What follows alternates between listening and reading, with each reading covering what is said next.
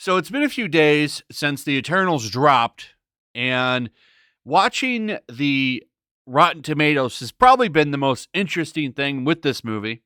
As you can see, the critic review score changed again, as did the audience score. Now, I'm wondering where that audience score is going to settle. My prediction is that it will eventually land around 75, and I think that's where it will stay.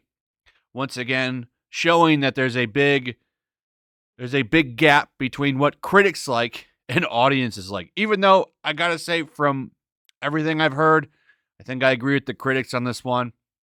I've always thought this movie was just too bloated, too many characters, no villain. It's just a generic demon villain running around. Looks awful.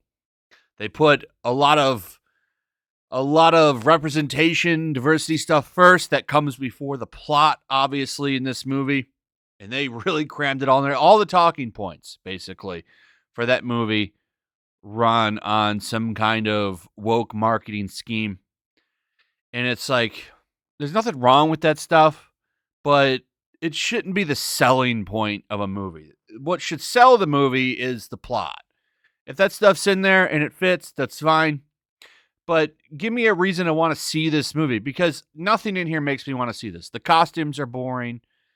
The lighting, like the movie just looks bland and boring.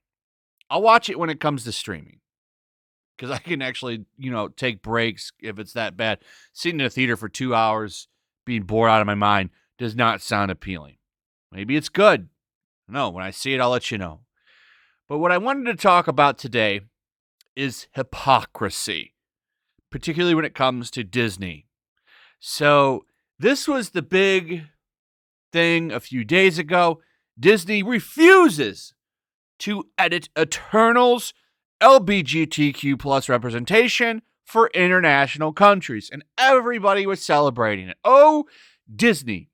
Disney finally standing by their values. Even I gave them some credit. I said, okay, you're going to finally do something and not change it for countries where it's not allowed.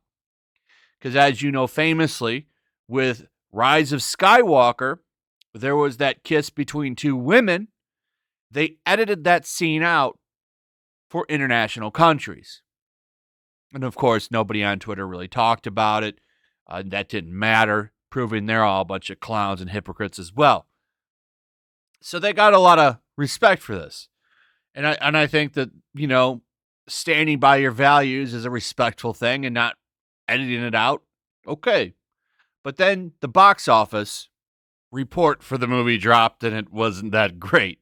It's actually pretty bad, according to some people. I think the movie did okay at 161 million worldwide, even though that's going to drop significantly, especially after Ghostbusters comes out and absolutely buries this movie. But it would seem that now Disney wants some of that money from the Middle Eastern countries, and at least according to the MCU Direct, Disney has reportedly agreed to censor #Eternals intimate scenes for the movie's release in 4 Middle Eastern countries. Full details right here. So I pulled this up and looked through it. And apparently, they're saying that for all of the United Arab countries, the movie is going to get a censored cut where basically they remove any intimacy, whether it be straight or not straight. Now, they also point out in this article that some of the countries that it's not going to come to regardless, even though they're going to edit out all the intimacy, is because these people are portrayed as gods, and they don't like that in some countries. I don't know how much I believe all of this. That's all coming from this report. I went and clicked on their link to the Deadline article that they're basing all of this on. And it all comes from this one little paragraph right here that says, we understand that a version of the film will be released that removes all scenes of intimacy, be they hetero or elsewise. This is generally normal practice for these markets. Now, if they're releasing a movie that takes all of it out, then, I think that's, I guess, fair. Though, I wonder, is it like this with every movie? Do they always remove any of the intimate moments? Or are they just doing it this way to cover up? I don't know a lot about movies that get released in these countries, but doesn't this take away from the overall message and theme of progressiveness that this movie was trying to push if you do that? Doesn't this kind of take away a big piece of that movie that Disney was proclaiming is the reason to see this movie and that it's so special? It's strange to me. And to be fair, I don't even know if this movie really exists because they say that they just now agreed to do this. Was this like a middle ground for these markets? Okay, well, we'll remove all of the intimate moments since, that way they can at least say, okay, well, we removed it all. It's not because of just this one type of intimacy. No, we took all of the intimacy out. So, I don't know.